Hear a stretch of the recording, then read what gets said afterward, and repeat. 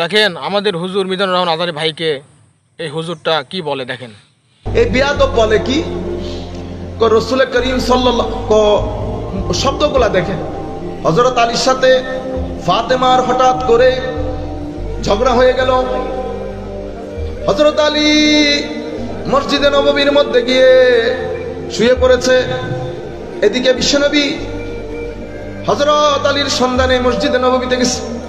তো আমি এই হুজুরকে একটা কথা বলতে চাই, 2 ঘন্টা 3 ঘন্টা আলোচনা করলে 2-1টা কথা মিস ইনফরমেশন হয়তো বেরিয়ে যায়।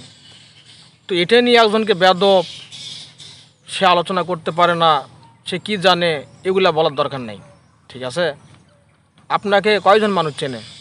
আপনাকে বাংলাদেশে কেউ চেনে না, কিন্তু মিজানুর রহমান আজারিকে সবাই চেনে। তো 2-1টা কথা মিস ইনফরমেশন বের হয়ে যেতেই পারে, সেটা নিয়ে আপনারা টানাহেঁচড়া করেন। আমি দেখছি প্রায় আপনারা সব বক্তারাই কান পেতে থাকেন যে কখন মিজানুর রহমান আজারি একটা ভুল কাজ করবে, একটা ভুল কথা বলবে, আমরা সেটা নিয়ে একেবারে এগুলা বাদ দেন। আলিমেরা একটা হন মিয়া।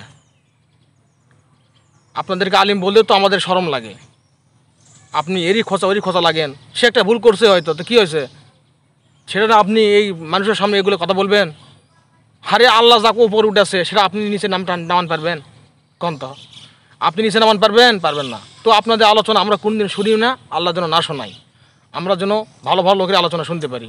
ঠিক আছে, তো এরকম খোঁচা মারা কথা এগুলো বাদ দেন। আপনারা ভালো হন, ইসলামের পথে কোরআনের পথে আসেন, ইসলামের কোরআন হাদিসে কথা বলেন, সঠিক কথা বলেন। ওই মানুষকে নিয়ে টানা হিসেবে আপনি করেন না। ঠিক আছে, এখনও সময় আছে, ভালো হয়ে যান। মানুষকে বেদব বলা, গালি দেওয়া, এটা কোন ধরনের? আপনি কোন হুজুর শিখেছে আপনার ওস্তাদকে? আপনার ওস্তাদকে মিয়া, আপনার ওস্তাদকে আপনাকে এই যে আপনি এগুলো কাজ করছেন আপনাকে শিখাচ্ছে কি? আপনি কোন স্কুলে পড়ছেন, কোন মাদ্রাসায় পড়ছেন? একটু শিক্ষিত হওয়ার চেষ্টা করেন, একটু ভালোভাবে চলেন। আপনাদেরকে মানুষ আলেম বলবে মিয়া, আপনাদের মানুষ তো গালি দিবে। আপনি কার বিরুদ্ধে কথা করছেন? সে একটা ভুল করতে পারে, তাই বলে আপনি তাকে নিয়ে ইটা হামতাম মূর্খ ইটা করছেন আলোচনা। সময় আছে, ভালো হয়ে যান। মানুষের পিছনে না লাগা, নিজে কিছু করেন। নিজে মানুষকে কোরআন হাদিসের কথা, যুবকদেরকে কোরআনের মাহফিল টানালে আসেন। ইসলামের পথে কীভাবে নিয়ে আসবেন সেই চিন্তা না করা আজারি এটা বেত বিরাশিটা আম আছে ওগুলো বাদ দেন, ভণ্ডামও বাদ দেন। বহুত ভণ্ডামও দেখছি। ঠিক আছে, আমাদের বয়স 2-1 বছর নয়, অনেক হয়ে গেছে। আমাদেরকে শিখাতে আপনি আসেন না, আপনার আলোচনা আমরা শুনি না।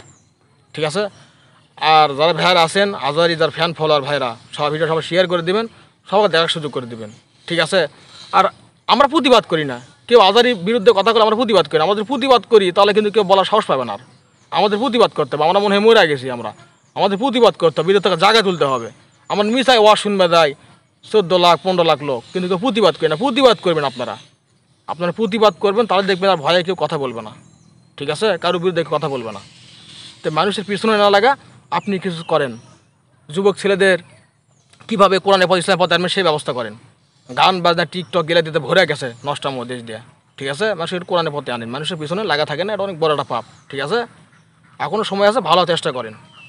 আমি কারোর বিরুদ্ধে কথা বলি না, কিন্তু আপনি সতর্ক করে দিচ্ছি। ঠিক আছে, আলিম মিল থাকবে। আলিম এক জায়গায় বসবে, খাবে দাবে, আলোচনা করবে, কথা বলবে। কোনো খোসা মোসা এগুলো আলেমদের মধ্যে থাকতে পারে না, বা মুসলমানের মধ্যে থাকতে পারে না, বা বিশ্বনে মোহাম্মদ রাসূলুল্লাহ সাল্লাল্লাহু আলাইহি ওয়াসাল্লাম উম্মত যারা, তাদের মধ্যেও থাকতে পারে না। আমরা সবাই একে অপরে মিশে থাকতে চাই। মানুষ কীভাবে কোরআনের পথ আনতে হবে, কীভাবে ইসলামের দাওয়াত দিতে হবে, সেই প্ল্যান করতে হবে। ও এটা করছে, তাম করছে, এটা সেটা হাম করছে, ওটা নেওয়ার সময় আমাদের নাই। ইসলামের কাজ করুন, কোরআনের কাজ করুন, দ্বীনের কাজ করুন।